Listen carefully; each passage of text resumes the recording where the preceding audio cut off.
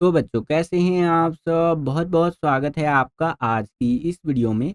आज का ये वीडियो क्लास 12th के बच्चों के लिए बहुत ज़्यादा ख़ास होने वाला है क्योंकि इस वीडियो में हम लोग देखने वाले हैं बच्चों, क्लास 12th का जो आपका जियोग्राफ़ी का सब्जेक्ट है, हिंदी में बोले तो जो आपका भूगोल का विषय है, इसका जो आपका बोर्ड एग्ज़ाम होने वाला है, कब होगा?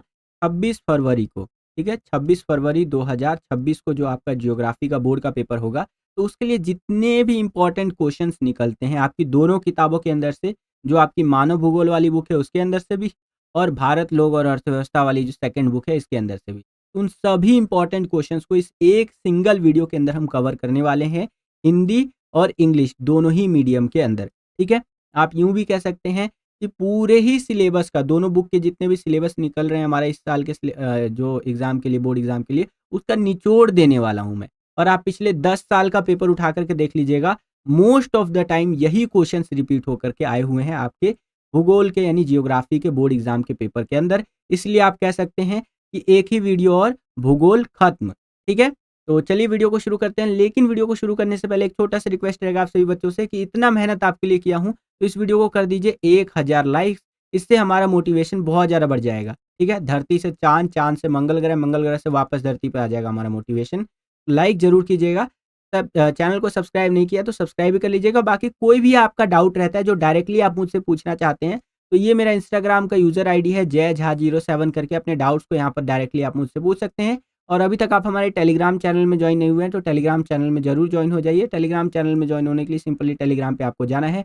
वहाँ सर्च करना है क्लास 12 सीबीएसई 1 2 3।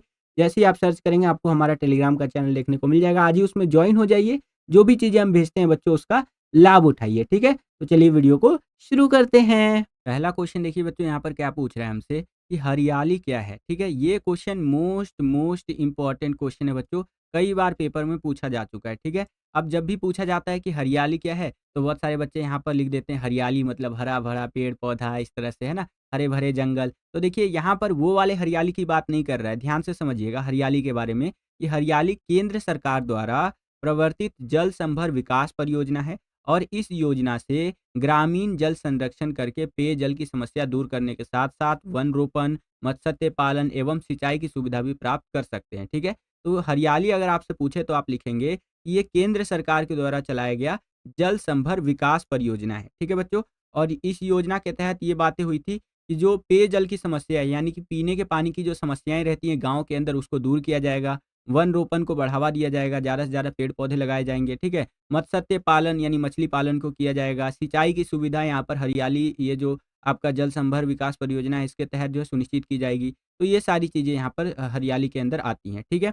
एमसीक्यू क्वेश्चन के अंदर भी आपसे पूछ सकता है क्योंकि ये ट्रिकी होता है, बहुत सारे बच्चे यहाँ पर कन्फ्यूज़ हो सकते हैं और गलत निशान लगा कर के आ सकते हैं। तो सीधा-सीधा अगर आपसे पूछ ले कि हरियाली से क्या तात्पर्य है, तो आपको यहाँ पर याद रखना है ये केंद्र सरकार यानी कि सेंट्रल गवर्नमेंट के द्वारा चलाया गया एक जल संभर विकास परियोजना है। ठीक है बच्चों? चलिए, सेम यही क्वेश्चन आपका इंग्लिश मीडियम में इस तरह से रहेगा, यहाँ पर आप देख सकते हैं कि what is greenery and answer आपको इस प्रकार से लिखना है, ठीक है? या हरियाली या ग्रीनरी कुछ भी कह लीजिए।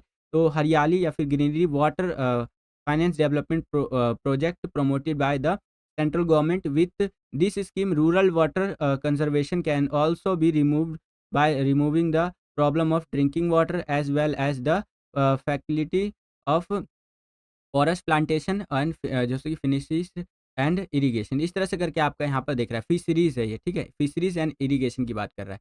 नेक्स्ट क्वेश्चन देखिए जो most most most most most important question है, ये मेरे टाइम पे भी बोर्ड एग्जाम में आया था और कल जो आपका बोर्ड एग्जाम होने वाला है 24 फरवरी 2025 को उसमें आने की संभावना बहुत ज़्यादा है बच्चों। और जियोग्राफी सब्जेक्ट की एक खास बात होती है बच्चों कि अगर क्वेश्चन नहीं आएगा तो नहीं ही आएगा, अगर क्वेश्चन आया पेपर में तो सेम टू सेम रिपीट होकर के आएगा, यानी कि भाषा शैली वगैरह भी चेंज नहीं होगा, सेम टू सेम छप करके आ जाएगा।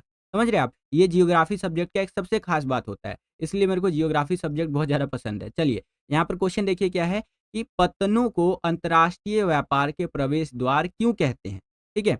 अब पत्तन क्या होता है इसको थोड़ा ध्यान से समझिए बच्चों। तो यहाँ पर आप देख पा रहे हैं बच्चों, यहाँ पर मैं आपको एक वीडियो दिखा रहा हूँ और इस वीडियो के अंदर जो आप ये दृश्य देख पा रहे हैं ये एक पत्तन का दृश्य है। इंग्लिश में बोलूँ तो ये एक पोर्ट का दृश्य है, ठीक है? पोर्ट होता क्या है या पत्तन कह लीजिए क्या होता है? तो पत्तन का मतलब ये होता है बच्चों जहाँ पर बड़े-बड़े इस तरह के जहाज आते हैं, ठीक है? सामानों को उतारते हैं, फिर सामानों को लादते हैं ये सारा काम जहाँ पर होता है वो आपका पोर्ट कहलाता है, ठीक है? इंग्लिश में और हिंदी में पत्तन कहते हैं। तो इन्हें ही अंतर्राष्ट्रीय व्यापार के प्रवेश द्वार कहते हैं। क्यों? क्योंकि देखिए यही पोर्ट होता है बच्चों, जहाँ से हम अपना माल जो है दूसरे देशों में या दूसरे जगह पर भेज सकते हैं कि नहीं? इस तरह से बड़े-बड़े जहाज आएँगे, उसमें मस्त एकदम माल लोड कीजिए और वो लेकर के चला जाएगा, ठीक है? या दूसरे देशों से यहाँ पर माल आएगा, उसको अनलोड कीजिए, ठीक है? और उसको फिर अपने देश में कहीं पर लेकर के जाइए। देख रहे हो कितने बड़े-बड़े जहाज हैं, इतना बड़ा ये जहाज है और इसके सामने अगर आप देखेंगे तो एक जो बड़ा-सा ट्रक होता है वो कितना छोटा-सा लग रहा है। ये देख रहे हैं? ये जो आपको इस साइड में ये सब देखने को मिल रहा है, ये ट्रक है। ये देखिए ये ट्रक है आपका। सोचिए कितना छोटा-सा ट्रक दिख रहा है आपको। तो ये अंतर्राष्ट्रीय व्यापार के लिए बहुत ज़्यादा महत्वपूर्ण माने जाते हैं बच्चों। अगर मान के चलिए अंतर्राष्ट्रीय व्यापार में पतन ना हो ना, तो कई सारी चीज़ों का हमें यहाँ पर नुकसान देखने को मिलेगा। वर्ल्ड का ट्रेड ही लगभग 90% कम हो जाएगा क्योंकि दुनिया में 90% जो व्यापार होता है आज भी इसी तरह के पोर्ट्स के माध्यम से, शिप्स के माध्यम से ही होता है क्योंकि ये सस्ता पड़ता है बच्चों, ठीक है? तो ये आई होप कि आपको समझ में आ गया होगा। अब एक बारी क्वेश्चन की तरफ बढ़ चलते हैं। तो देखिए बच्चों क्वेश्चन था हमारा कि पत्तनों को अंतर्राष्ट्रीय व्यापार के प्रवेश द्वार क्यों कहते हैं? तो आंसर इस प्रकार से आप लिखेंगे कि समुद्री पत्तन अंतर्राष्ट्रीय व्यापार में महत्वपूर्ण भूमिका निभाते हैं, इसीलिए इन्हें अंतर्राष्ट्रीय व्यापार के प्रवेश द्वार कहते हैं, ठीक है? इंटरनेशनल ट्रेड की अगर हम बात करें, तो वहाँ पर जो समुद्री पत्तन होता है, सी पोर्ट्स होते हैं, वो एक मेजर रोल प्ले करते हैं, समझ रहे हैं? इसीलिए इन्हें अंतर्राष्ट्रीय व्यापार के प्रवेश द्वार कहते हैं। पत्तन जो होते हैं, जिसे आप पोर्ट कहेंगे, तो वो जहाज के लिए गोदी, सामान उतारने, लादने और भंडारण की सुविधा प्रदान करते हैं। अभी मैंने आपको वीडियो में दिखाया कि जो पोर्ट होता है, वहाँ पर इस तरह से बड़े-बड़े शिप्स आते हैं। अब उन शिप्स के अंदर आप इज़िली सामान को लोड कर सकते हैं, अनलोड कर सकते हैं। जो सामान उतरा है, उसको आप बड़े लेवल पर यहाँ पर स्टोर करके रख सकते हैं, समझ रहे हैं? तो इसीलिए भी ये हमारे लिए बहुत ज़्यादा इम्पोर्टेंट होते हैं बच्चों। क्लियर है? आगे देखिए क्या बताया गया है कि पत्तन अपने पृष्ठीय या पृष्ठ प्रदेशों से वस्तुएँ इकट्ठा करने का काम करते हैं, जहाँ से उन वस्तुओं को अन्य स्थानों पर भेजा जा सकता है, ठीक है? तो पत्तन में क्या होता है ना कि रीजनल लेवल से जितने भी सामान वगैरह आप ला सकते हैं, उन सब को सामान को लाइए, इकट्ठा कीजिए, फिर शिप्स के अंदर लोड कीजिए और जहाँ लेकर के जाना है ले जाइए, है कि नहीं? तो इस तरह से आंसर आपको लिखना है बच्चों। आशा करता हूँ कि आपको समझ में आया होगा। सेम यही क्वेश्चन इंग्लिश मीडियम में इस तरह से रहेगा कि why are ports called gateways of international trade and answer आपको इस प्रकार से लिखते हुए चलना है। ये आप अपनी स्क्रीन पर देख सकते हैं कि sea ports play an important role in international trade, hence they are called gateways of international trade and ports provide जैसे कि berthing, cargo, unloading and storage facilities for ships, ठीक है?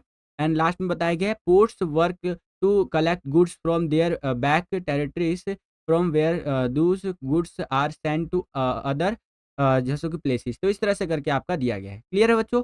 अब आगे चलते हैं। अब यहाँ से हमारा क्वेश्चन नंबर 1 शुरू होता है। स्टार्टिंग के 2 क्वेश्चन तो मैंने आपको इंट्रो के लिए बता दिए। अब रियल क्वेश्चंस और भी जो ज़्यादा इंपॉर्टेंट है बच्चों, यहाँ से शुरू होते हैं। और देखिए जब मैं आपको बोल रहा हूँ रियल क्वेश्चन शुरू होते हैं, इसका मतलब ये नहीं कि ऊपर वाले जो क्वेश्चंस बताए हैं वो इंपॉर्टेंट नहीं है। सारे ही क्वेश्चन इंपॉर्टेंट है बच्चों, क्योंकि इस वीडियो में जो क्वेश्चंस आपको बता रहा हूँ ना, वैसे ही बहुत लिमिटेड क्वेश्चन बताने वाला हूँ, ठीक है?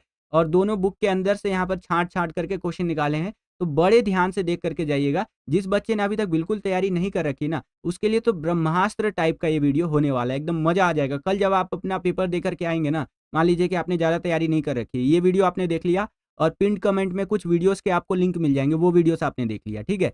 तो कल आप जब पेपर दे कर के आएँगे अपना जियोग्राफ़ी का बोर्ड एग्ज़ाम, तो इसी वीडियो के कमेंट सेक्शन में या और जो भी वीडियो हमने डाली है जियोग्राफ़ी का, उसमें कह लीजिए कमेंट में आप कमेंट कर रहे होंगे, thank you so much sir.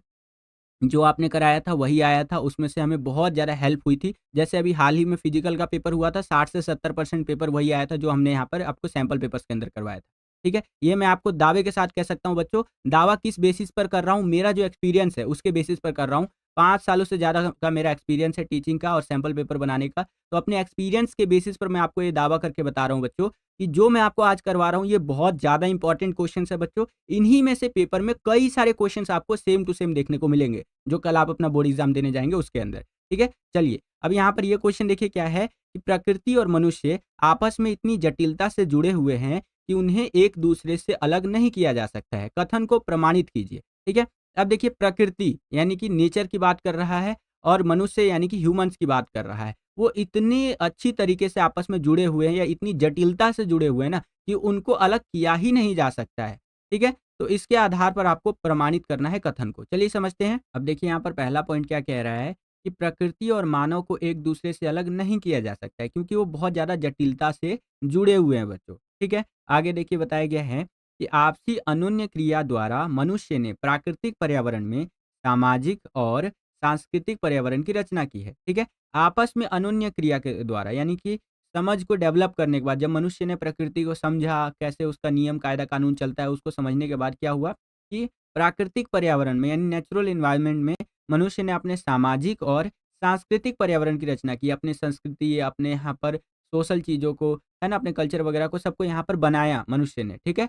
और भौतिक और मानवीय परिघटनाओं का वर्णन प्रायः रूपकों के रूप में किया जाता है। जैसे पृथ्वी के रूप में अगर बात करें तो तूफ़ान की आँख हो जाएगा, नदी का मुख हो जाएगा आदि। तो इस प्रकार से इस क्वेश्चन का आंसर आपको लिखना है। एकदम ना इसको रट लीजिए बेशक से, ठीक है? अगर आपको यहाँ पर थोड़ा-सा भी दिक्कत लग रहा है तो या तो आप रिवाइंड करके वीडियो को दोबारा से देख सकते हैं, दोबारा अच्छे से समझने के लिए, ठीक है? लेकिन ये इम्पोर्टेंट क्वेश्चन है बच्चों, याद रखिएगा। सेम यही क्वेश्चन इसी प्रकार से रहेगा, यहाँ पर आप देख सकते हैं इंग्लिश मीडियम में कि nature and humans are so intricately linked that they can not be separated from each other, justify the statement. तो आंसर आपको इस प्रकार से लिखते हुए चलना है, ये आप अपनी स्क्रीन पर देख सकते हैं बच्चों। आगे चलते हैं। अगला क्वेश्चन देखिए, यहाँ पर दूसरा क्वेश्चन क्या है कि नव निश्चयवाद ग्रिफिथ टेलर की देन है, जो दो विचारधाराओं के मध्य संतुलन बनाने का प्रयास करता है, स्पष्ट कीजिए। ठीक है? तो जो आपका नव निश्चयवाद की विचारधारा है, ये दो जो विचारधाराएं हैं उसके बीच में यहाँ पर संतुलन यानी बैलेंस बनाने का प्रयास करता है, उसके बारे में हमें बताना है। और ये किसकी देन है बच्चों, नव निश्चयवाद? तो ग्रिफिथ टेलर की देन है। अगर एमसीक्यू क्वेश्चन में आपसे पूछ ले कि नव निश्चयवाद किसकी देन है, तो आप लिखेंगे ग्रिफिथ टेलर। ठीक है बच्चों? अब समझिए कि कैसे ये बैलेंस बनाने का, संतुलन बनाने का प्रयास करता है। तो आंसर इस तरह से लिखते हुए चलेंगे कि ये जो विचारधारा है, इसके जनक ग्रिफिथ टेलर महोदय हैं। ठीक है? जो नव निश्चयवाद है बच्चों, यहाँ पर आप देख सकते हैं क्वेश्चन के अंदर, इसके जो जनक माने जाते हैं, जिन्होंने इसको एक तरह से लाया, ठीक है? तो वो यहाँ पर कौन है? ग्रिफिथ टेलर जी है। ठीक है? यह विचारधारा पर्यावरणीय निश्चयवाद और संभावनावाद के बीच के मार्ग को प्रस्तुत करती है। ठीक है?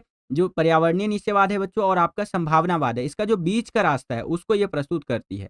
यह पर्यावरण को नुकसान किए बगैर समस्या को सुलझाने पर बल देती है। ठीक है? कि भैया पर्यावरण को नुकसान नहीं पहुँचाना है, बिना पर्यावरण को नुकसान किए हुए हमें यहाँ पर समस्या को सुलझाना है। ठीक है? ये कौन-सी विचारधारा कहती है? नवनिश्चयवाद। आगे देखिए क्या बताया गया है, पर्यावरणीय निश्चयवाद के अनुसार मनुष्य न तो प्रकृति पर पूरी तरह से निर्भर होकर रह सकता है और ना ही प्रकृति से स्वतंत्र रहकर जी सकता है। ठीक है? यानी कि हम या तो पूरी तरह से कह लीजिए डिपेंडेंट भी नहीं रह सकते प्रकृति के ऊपर, नेचर के ऊपर, और पूरी तरह से उससे अलग भी नहीं रह सकते। हमें तालमेल बैठा करके चलना पड़ेगा। ठीक है? आगे देखिए बताया गया है कि प्रकृति पर विजय पाने के लिए प्रकृति के ही नियमों का पालन करना एवं उसे विनाश से बचाना होगा। अगर हमें प्रकृति पर विजय पाना है, ठीक है? तो हमें प्रकृति के नियमों को ही समझना पड़ेगा। एग्ज़ाम्पल के लिए आपको बताता हूँ। जैसे हमने देखा कि जो पक्षी होते हैं वो आसमान में ईज़िली उड़ पाते हैं, लेकिन इंसान नहीं उड़ पाते, ठीक है? तो यार हम कैसे उड़े, हम कैसे उड़े? तो हमने यहाँ पर हवाई जहाज़ बना लिया इस तरह से, ठीक है? इस तरह से हवाई जहाज़ बना लिया और ये जो हवाई जहाज़ होते हैं बच्चों, आप देखेंगे ईज़िली उड़ पाते हैं और इसमें कई सारे इंसान बैठ कर के एक जगह से दूसरी जगह जा सकते हैं, दूसरी जगह से अपने घर आ सकते हैं, ठीक है? तो ये हमने कैसे डेवलप किया? हमने एयरोडायनामिक्स को समझा। ये समझा कि आसमान में उड़ा कैसे जाता है। पक्षी जो यहाँ पर उड़ते थे आसमान में,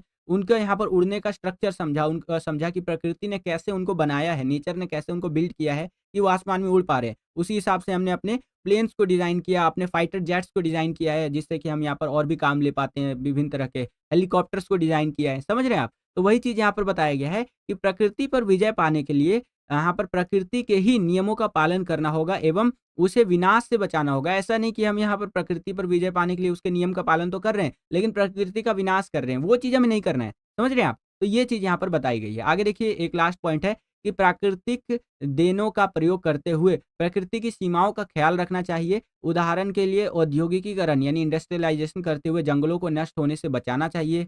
खनन करते समय अति दोहन से बचना चाहिए, ठीक है? यानी कि देखिए अब हमें विकास करना है, तो प्रकृति की चीज़ों का इस्तेमाल तो करना पड़ेगा, लेकिन एकदम एक्सेस यूज़ जो होता है, यानी सबसे ज़्यादा जो इस्तेमाल होता है, उससे हमें बचना चाहिए। यानी कि जो प्रकृति ने, नेचर ने अपनी लिमिट्स लगा रखी है ना, उस लिमिट को कभी क्रॉस नहीं करना चाहिए। एग्ज़ाम्पल के लिए बता रखा है, जब हम इंडस्ट्रियलाइज़ेशन करते हैं, औद्योगिकीकरण करते हैं, तो हमें वहाँ पर फैक्ट्री वगैरह लगाना होता है, ठीक है? अब फैक्ट्री वगैरह लगाने के लिए जंगलों को नष्ट होने से बचाना चाहिए। जितना मिनिमम से मिनिमम यहाँ पर पेड़ कट सके, उतना मिनिमम से मिनिमम पेड़ काटना चाहिए। खनन जब हम करते हैं, कोयला या विभिन्न तरह के यहाँ पर खनिज निकालने के लिए, तो हमें अति खनन से बचना चाहिए। यानी कि एक होता है नॉर्मल लेवल तक खोद करके और उस ज़मीन को छोड़ दें। एक होता है बहुत गहराई तक खोदना, ठीक है? तो उन चीज़ों से हमें बचना चाहिए। तो इस प्रकार से इस क्वेश्चन का आंसर आप लिख सकते हैं नवनिश्चयवाद के बारे में। क्लियर है बच्चों? समझ में आ गया? चलिए समझ में आ गया है तो वीडियो को लाइक कर दीजिएगा। जितना ज़्यादा वीडियो को आप लाइक करते हैं, उतना ज़्यादा हमारा मोटिवेशन बढ़ता है इसी तरह की वीडियोज़ को बनाने के लिए। आगे चलते हैं। यही क्वेश्चन इंग्लिश मीडियम में इस तरह से रहेगा, यहाँ पर आप देख सकते हैं एंड आंसर आपको इस प्रकार से लिखते हुए चलना है बच्चों। वीडियो में आगे बढ़ने से पहले एक इंपॉर्टेंट इन्फॉर्मेशन है बच्चों, तो बड़े ध्यान से समझिएगा। अगर आप अपने बोर्ड एग्जाम जो 2026 में आपका बोर्ड एग्जाम होने वाला है, इसकी तैयारी को नेक्स्ट लेवल पर ले जाना चाहते हैं और उन बच्चों की कैटेगरी में शामिल होना चाहते हैं जो लास्ट टाइम पे भी तैयारी करके बोर्ड एग्जाम्स के अंदर बहुत अच्छे मार्क्स स्कोर करते हैं, तो आप हमारे द्वारा बनाए गए सैम्पल क्वेश्चन पेपर्स को ले सकते हैं। हमने हर एक सब्जेक्ट को ऑलमोस्ट 15-15 सैम्पल पेपर बना करके रेडी कर दिए हैं विथ सॉल्यूशन के साथ, हिंदी और इंग्लिश दोनों ही मीडियम के अंदर। ठीक है? कौन-कौन से सब्जेक्ट के सैंपल पेपर हमारे पास अवेलेबल है बच्चों अभी? तो पॉलिटिकल साइंस हो गया, हिस्ट्री हो गया, हिंदी इलेक्टिव हो गया, फिजिकल एजुकेशन हो गया और इंग्लिश हो गया। अभी टोटल 5 सब्जेक्ट के सैंपल पेपर हमारे पास अवेलेबल है। इनको आप ले सकते हैं और अपने बोर्ड एग्जाम की तैयारी में 4 चाँद लगा सकते हैं बच्चों। सैंपल पेपर्स को लेने के लिए सिंपली स्क्रीन पर जो आपको व्हाट्सएप नंबर दिख रहा है, ये हमारी टीम का व्हाट्सएप नंबर है। इस पर आप मैसेज करके सैंपल पेपर्स को प्राप्त कर सकते हैं 50% के डिस्काउंटेड रेट पर। वैसे तो एक सब्जेक्ट के सैंपल पेपर का जो ओरिजिनल प्राइस है वो ₹299 है, लेकिन अभी अगर आप लेंगे तो 50% डिस्काउंटेड रेट पर आपको केवल और केवल ₹149 में एक सब्जेक्ट का 15 सैंपल पेपर देखने को मिल जाएगा। तो आज ही इन सैंपल पेपर्स को लीजिए और अपने बोर्ड एग्जाम की तैयारी को नेक्स्ट लेवल पर लेकर के जाइए बच्चों, ठीक है? चलिए वीडियो में आगे बढ़ते हैं। थर्ड क्वेश्चन देखिए बच्चों, यहाँ पर क्या पूछ रहा है हमसे कि जनसंख्या वृद्धि की परिभाषा दीजिए एवं जनसंख्या की घनात्मक और ऋणात्मक वृद्धि में अंतर स्पष्ट कीजिए। ठीक है? देखिए 2 क्वेश्चन को जोड़ करके एक क्वेश्चन यहाँ पर आपसे पूछा है। सबसे पहले तो ये पूछ लिया कि जनसंख्या वृद्धि होता क्या है? इसकी परिभाषा दीजिए, इसकी डेफिनेशन बताइए। फिर आपसे पूछा है कि जो जनसंख्या वृद्धि होता है, जिसे इंग्लिश में पॉपुलेशन ग्रोथ रेट भी कहते हैं या पॉपुलेशन ग्रोथ भी कहते हैं, ठीक है? तो इसका जो आपका घनात्मक, घनात्मक मतलब कि प्लस में क्या वृद्धि होता है और ऋणात्मक यानी माइनस में क्या वृद्धि हमें देखने को मिलता है, उसके बारे में हमें बताना है। तो ध्यान से समझिएगा इसके बारे में। आंसर इस तरह से लिखेंगे जनसंख्या वृद्धि के बारे में कि किसी क्षेत्र में निश्चित समयावधि में जनसंख्या में होने वाले परिवर्तन को जनसंख्या वृद्धि कहते हैं। जब जनसंख्या परिवर्तन को प्रतिशत में व्यक्त किया जाता है, उसे जनसंख्या वृद्धि दर कहते हैं। जनसंख्या वृद्धि दर 2 प्रकार के होते हैं, ठीक है? अब इसको मैं बहुत आसान तरीके से आपको समझा देता हूँ। मान लीजिए आपका एरिया है जहाँ पर आप रहते हैं, एग्ज़ाम्पल के लिए बता रहा हूँ, ठीक है? और इस एरिया में 2019 से लेकर के, जी हाँ बच्चों, 2019 से लेकर के 2025 तक जो आपको जनसंख्या में वृद्धि देखने को मिली, ठीक है? तो उस वृद्धि दर को यहाँ पर जब नोट किया जाएगा, किसके अंदर? प्रतिशत के अंदर, या फिर यूँ कह लीजिए इस वृद्धि दर को जब प्रतिशत में व्यक्त किया जाएगा, तो उसे जनसंख्या वृद्धि दर कहेंगे, ठीक है बच्चों? और जनसंख्या वृद्धि दर 2 प्रकार की होती है, कौन-कौन सी? पहला, जनसंख्या की घनात्मक वृद्धि दर, ये क्या होता है जी? तो किसी 2 समय अंतरालों के बीच जब जन्म दर मृत्यु दर से अधिक हो जाती है, तब वह जनसंख्या की घनात्मक वृद्धि दर कहलाती है। कोई भी 2 समय अंतराल ले लीजिए, ठीक है? जैसे मैंने आपको बताया 2019 से 25 का ये टाइम पीरियड ले लीजिए। इसमें जब जन्म दर ज़्यादा हो और मृत्यु दर कम हो, तो ये जनसंख्या की घनात्मक वृद्धि दर होगी, यानी कि जनसंख्या इसमें प्लस में बढ़ रहा है आगे, ठीक है? अब जनसंख्या की ऋणात्मक वृद्धि दर क्या होगी? ऋणात्मक का मतलब माइनस की बात हो रही है, ठीक है? तो इसमें क्या होता है, किन्हीं 2 समय अंतरालों के बीच जब जनसंख्या या जन्म दर कह लीजिए बेसिकली, ठीक है? जन्म दर जो होता है वो जनसंख्या के अंदर वो मृत्यु दर से कम हो जाती है, तब वह जनसंख्या की ऋणात्मक वृद्धि दर कहलाती है, ठीक है? यानी कि यहाँ पर जन्म दर जो है, यानी जन्म लेने वाले लोगों की संख्या कम हो गई है और मृत्यु दर तो हमारा वैसे बरकरार है ही, तो ये हमारा ऋणात्मक हो जाएगा बच्चों, ठीक है? सेम यही क्वेश्चन आपका इंग्लिश मीडियम में इस तरह से रहेगा, यहाँ पर आप देख सकते हैं बच्चों कि give the definition of population growth and explain the difference between positive and negative age of population, ठीक है? तो आंसर इस प्रकार से आपको लिखते हुए चलना है, ये आप अपनी स्क्रीन पर देख सकते हैं बच्चों, ठीक है? चलिए, अब देखिए बच्चों चौथा क्वेश्चन यहाँ पर हमसे क्या पूछ रहा है कि विश्व में बहुत अधिक क्षेत्रफल पर बहुत कम लोग व बहुत कम क्षेत्र पर बहुत अधिक लोग रहते हैं। उदाहरण सहित इस कथन की पुष्टि कीजिए। अगर आप पूरी दुनिया की बात कर रहे हैं यहाँ पर बच्चों, तो आप देखेंगे वर्ल्ड लेवल पर, पूरी दुनिया के लेवल पर वैसे तो हमारे पास ज़मीन बहुत ज़्यादा है, ठीक है? 70-30 का रूल चलता है ना, 70% पानी है, 30% के आस-पास ज़मीन है। लेकिन जो 30% के आस-पास ज़मीन है ना, उस पूरे ज़मीन पर भी लोग नहीं रहते हैं। बहुत कम ऐसे ज़मीन के क्षेत्र है जहाँ पर बहुत ज़्यादा लोग रहते हैं, ठीक है? जैसे मान लीजिए रेगिस्तान का इलाका है, बहुत बड़ा इलाका है तो वहाँ पर कम लोग रहेंगे, ठीक है? और मैदानी इलाका ले लीजिए, दिल्ली, मुंबई, चेन्नई, कोलकाता आदि ये मैदानी इलाकों की कैटेगरी में आ जाएँगे तो यहाँ पर बहुत ज़्यादा पॉपुलेशन रहती है ना? यहाँ पर डेंसली पॉपुलेटेड लोग देखने को मिलेंगे, यानी एरियाज़ जो होंगे बहुत ज़्यादा आबादी वाले होंगे। तो उसी तरह से काइंड ऑफ आप कह सकते हैं क्वेश्चन हमसे पूछा गया है। बाकी आंसर यहाँ पर समझिए, देखिए विश्व की 90% जनसंख्या इसके 10% स्थल पर ही निवास करती है। कितनी बड़ी बात बोल दिया है कि जो पूरे वर्ल्ड की 90% पॉपुलेशन है ना, ये वर्ल्ड के 10% हिस्से पर ही रहती है। ठीक है? आगे देखिए बताया गया है कि संयुक्त राज्य अमेरिका का पूर्वी भाग, यूरोप का उत्तरी पश्चिमी भाग, दक्षिण अफ्रीका और पूर्वी एशिया के क्षेत्र सर्वाधिक जो सो कि घनत्व वाले क्षेत्र है, जहाँ 200 व्यक्ति प्रति वर्ग किलोमीटर से भी अधिक लोग यहाँ पर रहते हैं, ठीक है? यानी 1 वर्ग किलोमीटर के अंदर 200 व्यक्ति से भी ज़्यादा इस तरह से लोग रहते हैं। उत्तरी व दक्षिणी ध्रुवों के निकट उष्ण व शीत मरुस्थल व अधिक वर्षा वाले स्थानों का जनसंख्या घनत्व 1 व्यक्ति प्रति वर्ग किलोमीटर से भी कम होता है। सोच रहे हैं कहाँ ये जो आपका अमेरिका में और यूरोप में ये जो जगह है, यहाँ पर 200 व्यक्ति प्रति वर्ग किलोमीटर से भी ज़्यादा यहाँ पर रहते हैं। यानी कि ये एरिया को अगर मैं 1 वर्ग किलोमीटर मान लूँ, तो यहाँ पर कितने लोग रहेंगे? 200 लोग इस तरह से करके रहेंगे। ये जो डॉट-डॉट है ना बच्चों, ये आप मान लीजिए यहाँ पर लोग रहते हैं। तो यहाँ पर 200 रह रहे हैं और वहीं दूसरी ओर जहाँ पर मरुस्थलीय एरिया है, रेगिस्तानी एरिया है, वहाँ पर 1 व्यक्ति प्रति वर्ग किलोमीटर में रहता है। तो देखिए कितना ज़्यादा हमें डिफरेंस देखने को मिल रहा है, ठीक है? आगे देखिए क्या बताया गया है कि उत्तरी गोलार्ध में जनसंख्या अधिक तथा दक्षिणी गोलार्ध में कम है, क्योंकि दक्षिणी गोलार्ध में स्थल भाग कम है। दक्षिणी गोलार्ध में क्या होता है बच्चों? जो स्थल भाग होता है, वो हमें कम देखने को मिलता है। संसार की अधिकांश जनसंख्या 5 डिग्री उत्तरी अक्षांश से 45 डिग्री उत्तरी अक्षांश के मध्य ही यहाँ पर निवास करती है। तो इस प्रकार से आंसर आपको लिखना है। सेम यही क्वेश्चन इंग्लिश मीडियम में इस तरह से रहेगा। यहाँ पर आप देख सकते हैं कि in the world very few people live on a very large area and many people live on a very small area, justify this statement with examples. ठीक है, तो आंसर आपको इस प्रकार से लिखते हुए चलना है। ये आप अपनी स्क्रीन पर देख सकते हैं। क्वेश्चन आ सकता है बच्चों, और कई बार ये क्वेश्चन आया हुआ भी है पेपर के अंदर।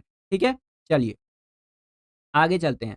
अब ये वाला क्वेश्चन देखिए, 3 नंबर के क्वेश्चन में ये क्वेश्चन आ सकता है, इसकी बहुत ज़्यादा संभावना है कि वृद्धि और विकास में अंतर बताना है आपको। ठीक है, जो वृद्धि होता है और विकास होता है, ग्रोथ एंड डेवलपमेंट, इसमें क्या अंतर होता है, क्या डिफरेंस होता है? बड़े ध्यान से समझिएगा। देखिए, वृद्धि समय के संदर्भ के मात्रात्मक एवं मूल्य निरपेक्ष परिवर्तन को सूचित करती है और यह धनात्मक और ऋणात्मक दोनों हो सकती है। जो वृद्धि होता है बच्चों, ये प्लस में भी जा सकती है और माइनस में भी जा सकती है। एग्ज़ाम्पल के लिए मैं आपको बताता हूँ, जैसे एक जगह की जनसंख्या बहुत तेज़ी से कम हो रही है, ठीक है? तो ये भी एक तरह से वहाँ पर वृद्धि हुआ, एक तरह से मैं आपको बता रहा हूँ, और बहुत तेज़ी से बढ़ रही है, तो एक तरह का ये भी वृद्धि ही हुआ, ठीक है? तो ये प्लस और माइनस में दोनों में जा सकता है। वहीं अगर हम विकास की बात करते हैं, तो इसका अर्थ गुणात्मक परिवर्तन से है, जो मूल्य सापेक्ष होता है, और विकास तब तक नहीं हो सकता है जब तक वर्तमान दशाओं में सकारात्मक जो है सो कि वृद्धि ना हो, और यह गुणात्मक एवं पूर्ण सकारात्मक परिवर्तन को सूचित करता है या सूचक है ये। ठीक है? यानी कि विकास आपका हमेशा प्लस में ही होगा। ऐसा आपने कभी सुना है कि इस जगह का विकास हुआ है माइनस में?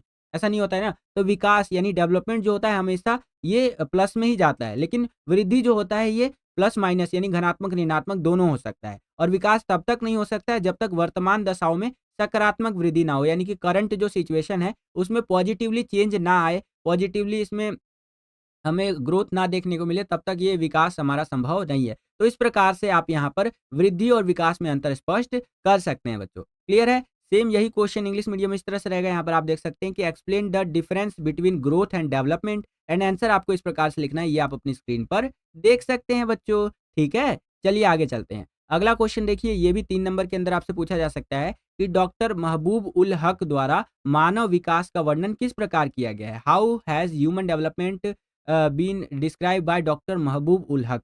तो डॉक्टर महबूब उल हक जी कहते हैं कि विकास मानव के लिए विकल्पों में वृद्धि करता है, ठीक है? जब यहाँ पर विकास होता है, यूँ कह लीजिए मानव विकास होता है, तो ये उनके विकल्पों में वृद्धि करता है, यही मानव विकास हुआ। एग्ज़ाम्पल मैं आपको देता हूँ, जैसे पहले के टाइम पर अगर आपको किसी को फ़ोन करना होता था, तो क्या करते थे? या फ़ोन से भी पीछे चलते हैं। अगर किसी से हमें बातचीत करनी होती थी, किसी तक कोई मैसेज पहुँचाना होता था, तो चिट्ठी वग़ैरह इस तरह से यहाँ पर भेजते थे ना, ये चिट्ठी वग़ैरह लिखते थे और उसको भेजते थे कि ये देखिए बाबुल की गलियों में मैं यहाँ पर तुम्हारे प्रीतम की यादों में बैठी हुई हूँ। है ना? इस तरह से हिंदी पढ़ेंगे ना तब देखिए बहुत मज़ा आएगा। अभी जब 12th की हिंदी पढ़ेंगे ना बड़ा मज़ा आएगा उसमें। ख़ैर, तो इस तरह से चिट्ठी वग़ैरह भेजा करते थे। उसके बाद यहाँ पर मोबाइल फ़ोन्स का ज़माना आया। और वर्तमान समय में आप देखेंगे तो हमारे पास बहुत सारे ऑप्शंस हैं। आज के टाइम पे अगर आपको एक व्यक्ति से कम्युनिकेट करना है, तो बहुत ऑप्शंस है। जिसमें आप व्हाट्सएप कॉल कर सकते हैं, नॉर्मल कॉल्स कर सकते हैं, ठीक है?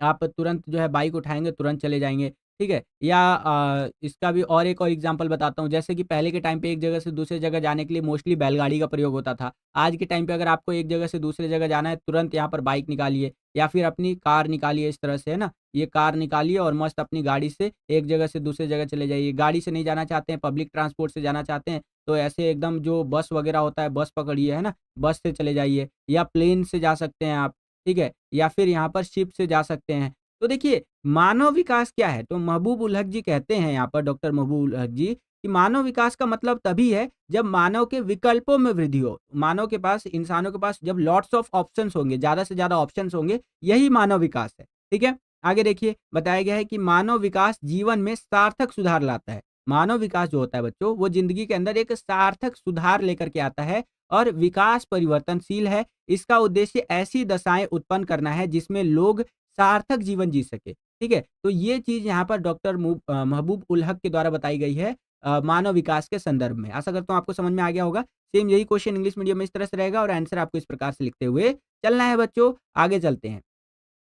अब हम लोग आ गए हैं 7वें क्वेश्चन के अंदर। यहाँ पर 7वां क्वेश्चन देखिए बच्चों क्या है कि मानव विकास के विभिन्न उपागमों का वर्णन करें, ठीक है? तो देखिए ये भी इम्पोर्टेंट क्वेश्चन है बच्चों, याद रखिएगा। मानव विकास के कई सारे उपागम होते हैं जिसके अंदर से आपका आय उपागम होता है, जिसके अंदर ये मानव के सबसे पुराने उपागमों में से एक है और इस उपागम के अंदर मानव विकास को आय के साथ यानी पैसे के साथ जोड़ करके देखा जाता है और ये बोला जाता है कि जहाँ पर जिस भी समाज में, जिस भी जगह पर आय अच्छा होगा, लोगों का इनकम अच्छा होगा, वहाँ पर हमें विकास का स्तर यानी डेवलपमेंट का लेवल ज़्यादा देखने को मिलेगा। अगला होता है कल्याण उपागम। ये क्या होता है जी? तो यह उपागम मानव को लाभार्थी अथवा सभी विकासात्मक गतिविधियों के लक्ष्य के रूप में देखता है। सरकार कल्याण पर ज़्यादा से ज़्यादा खर्चा करती है, जिससे कि मानव विकास के स्तर में वृद्धि करने के लिए ज़िम्मेदार होती है, ठीक है? तो जो गवर्नमेंट होती है वो ज़्यादा से ज़्यादा स्पेंड करती है ताकि मानव विकास का लेवल बढ़ सके, मानवों का विकास यहाँ पर हो सके। तो ये आप यहाँ पर कल्याण उपागम के अंदर लिख सकते हैं, जो मानव विकास के उपागमों में से एक है, ह्यूमन डेवलपमेंट के आप कह सकते हैं डिफरेंट उपागमों में से एक है, ठीक है? अगला होता है आधारभूत आवश्यकता उपागम। ये क्या है जी? तो इस उपागम को मूल रूप से अंतर्राष्ट्रीय श्रम संगठन ने प्रस्तावित किया था, ठीक है? इस उपागम की जो प्रस्तावना लाई थी बेसिकली बच्चों, वो आईएलओ ने लाई थी, इंटरनेशनल जो सो कि लेबर ऑर्गेनाइजेशन, ठीक है? और यहाँ पर देखिए क्या बोला गया था इसमें 6 न्यूनतम आवश्यकताओं जैसे शिक्षा, भोजन, जल आपूर्ति, स्वच्छता, स्वास्थ्य और आवास की पहचान की गई और इनमें मानव विकल्पों के प्रश्न की उपेक्षा की गई है, ठीक है? कहने का मतलब ये है कि इन चीज़ों पर हमें जोर देना चाहिए जिससे कि ह्यूमन्स जो है अपना मानव विकास कर सके, कुछ इस तरह से यहाँ पर बातें बताई गई है। तो ये आपका आधारभूत आवश्यकता उपागम हो जाएगा और इसके अगला होता है हमारा क्षमता उपागम। ये क्या है जी? तो इस उपागम का संबंध जो है वो प्रो अमर्त्य सेन से है। ठीक है, एमसीक्यू क्वेश्चंस के अंदर आपसे पूछ सकता है कि ये आपका जो क्षमता उपागम है, इसका संबंध किससे है? तो इसका संबंध जो है बच्चों, ये प्रो अमर्त्य सेन जी से है और इसमें बोला गया है संसाधनों तक पहुँच के क्षेत्रों में मानव क्षमताओं का निर्माण करने या कराना बढ़ते मानव विकास की कुंजी है, ठीक है? यानी कि जो संसाधन होते हैं, उस तक ज़्यादा से ज़्यादा इंसान पहुँच सके, यही इसके अंदर कंसीडर किया जाता है, तभी मानव का विकास यहाँ पर हो सकता है बच्चों, ठीक है? चलिए।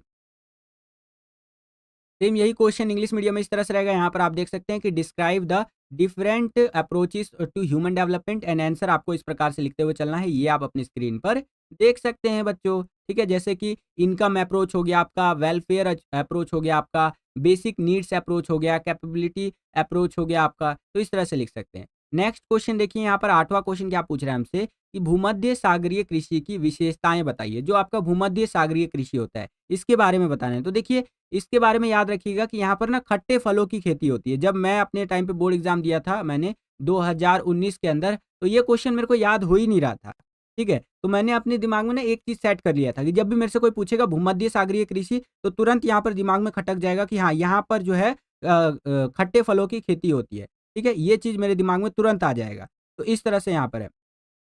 अब देखिए इस कृषि के बारे में चीज़ों को समझ लेते हैं। जैसे यह कृषि भूमध्य सागरीय जलवायु वाले प्रदेशों में की जाती है और यह विशिष्ट प्रकार की कृषि होती है, ठीक है? जिसमें खट्टे फलों के उत्पादन पर विशेष बल दिया जाता है। यह शुष्क कृषि भी होती है, मतलब सूखी खेती जिसको आप कहेंगे वो भी होती है। गर्मी के महीनों में अंजीर और जैतून यहाँ पर पैदा होते हैं, ठीक है? शीत ऋतु में जब यूरोप एवं संयुक्त राज्य अमेरिका में फलों एवं सब्जियों की मांग होती है, तब इसी क्षेत्र से यहाँ पर सब्जी वगैरह, फल वगैरह भेजे जाते हैं अमेरिका और यूरोप के कुछ क्षेत्रों में, ठीक है? आगे देखिए बताया गया है, इस क्षेत्र के कई देशों में अच्छे किस्म के अंगूर से उच्च गुणवत्ता वाली मदिरा शराब का उत्पादन किया जाता है और मदिरा स्वास्थ्य के लिए हानिकारक है, शराब स्वास्थ्य के लिए हानिकारक है, ध्यान रखिएगा बच्चों, ठीक है? लेकिन इस क्षेत्र में जो अच्छे खासे अंगूर उगाए जाते हैं, ठीक है? उससे क्या किया जाता है, एकदम हाई क्वालिटी का जो आपका मदिरा वगैरह होता है, वो बनाया जाता है। तो इस तरह से यहाँ पर आपका भूमध्य सागरीय कृषि के बारे में बताया गया है बात। क्लियर है? सेम यही क्वेश्चन इंग्लिश मीडियम में कुछ इस तरह से रहेगा, यहाँ पर आप देख सकते हैं कि give the characteristics of Mediterranean agriculture, ठीक है? तो आंसर आपको इस प्रकार से लिखते हुए चलना है, ये आप अपनी स्क्रीन पर देख सकते हैं बच्चों, ठीक है? चलिए, अब हम लोग आ गए हैं 9वें क्वेश्चन के अंदर। ये क्वेश्चन मैंने आपको कई बार करवा भी रखा है। यहाँ पर क्वेश्चन में क्या पूछा है हमसे कि छोटे पैमाने व बड़े पैमाने के उद्योगों में क्या अंतर होता है? तो ज़ाहिर-सी बात है, यहाँ पर बताया गया है छोटे पैमाने का और बड़े पैमाने का जो उद्योग है यानी इंडस्ट्रीज़ है। तो जो छोटे पैमाने का उद्योग होगा, वहाँ पर कच्चा माल जो होगा हमें यहाँ पर स्थानीय यानी रीजनल लेवल पर ही मिल जाएगा, लोकल लेवल पर ही कच्चा माल मिल जाएगा। निर्माण स्थल की बात करें छोटे पैमाने के उद्योगों के अंदर, तो इसमें ये घर से बाहर कारखाना होता है, ठीक है? रोज़गार के अच्छे अवसर होते हैं। आप जान कर के हैरान हो जाएँगे कि बड़े पैमाने के उद्योगों से कंपेयर किया जाए, तो छोटे पैमाने के उद्योगों के अंदर ज़्यादा रोज़गार यहाँ पर हमें देखने को मिलता है। तो ये छोटे पैमाने के उद्योग हो गए। अगर बड़े पैमाने के उद्योगों की बात करें, तो आप यहाँ पर लिख सकते हैं उत्पादन, विकसित प्रौद्योगिकी तथा कुशल श्रमिकों द्वारा किया जाता है। जो भी यहाँ पर बड़े पैमाने के उद्योग होते हैं, जो लार्ज स्केल इंडस्ट्रीज़ होते हैं, वहाँ पर जो भी चीज़ बनाया जाएगा, वो बनाने के लिए एकदम स्किल्ड लेबर की ज़रूरत पड़ेगी। मान लीजिए कि एक कार की कंपनी है। कौन-सी कंपनी है बच्चों? एक कार की कंपनी है जो इस तरह से अपना मस्त न्यू डिज़ाइन वाला गाड़ी बना रहा है, तो उसको एकदम स्किल्ड लेबर चाहिए। समझ रहे हैं?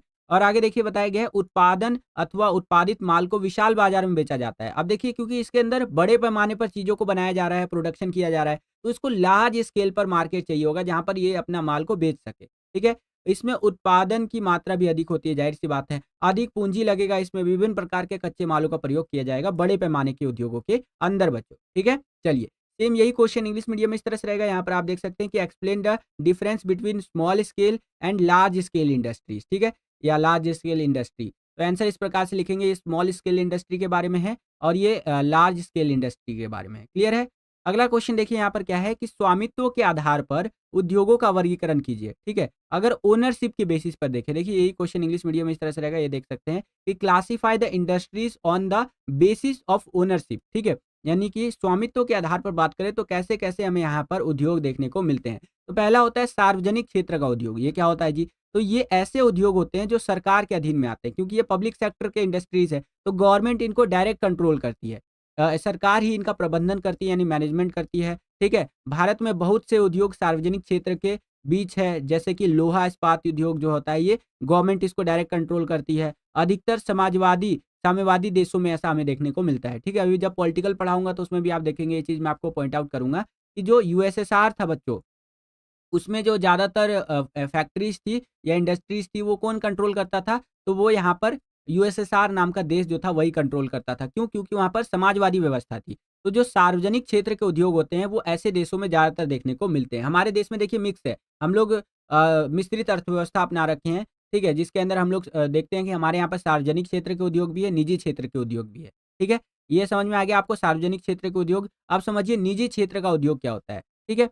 तो ऐसे उद्योगों का मालिक एक व्यक्ति या एक कंपनी होता है। जैसे आदरणीय यहाँ पर आप कह सकते हैं अंबानी जी का रिलायंस इंडस्ट्रीज़ हो गया, अडानी जी का यहाँ पर अडानी गैस, अडानी एनर्जी इस तरह से तो अडानी जी का यहाँ पर कंपनी हो गया, है ना? रतन टाटा जी के कई सारी कंपनियाँ हैं, ठीक है? तो ये जो उद्योग होते हैं निजी क्षेत्र के, जो प्राइवेट सेक्टर के इंडस्ट्रीज़ होते हैं हमारे बच्चों, उसके अंदर देखने को मिलता है कि इनका जो मालिक होता है वो एक व्यक्ति या कंपनी हो सकता है, ठीक है? व्यक्ति या निजी कंपनियाँ इन उद्योगों का प्रबंधन करती है, प्राइवेट प्लेयर्स ही इनको मैनेज करते हैं क्योंकि ये प्राइवेट है, ठीक है? पूंजीवाद देशों में या पूंजीवादी देशों में यह व्यवस्था ज़्यादातर होती है और पूंजीवादी देशों का अगर आपसे बात करें तो यूएसए को याद कर लीजिएगा। यूएसए एक पूंजीवादी देश है, ठीक है? यहाँ पर आप देखेंगे तो निजी क्षेत्र के जो उद्योग है जो प्राइवेट कंपनियाँ हैं वो ज़्यादा देखने को आपको मिलेंगी बच्चों, ठीक है?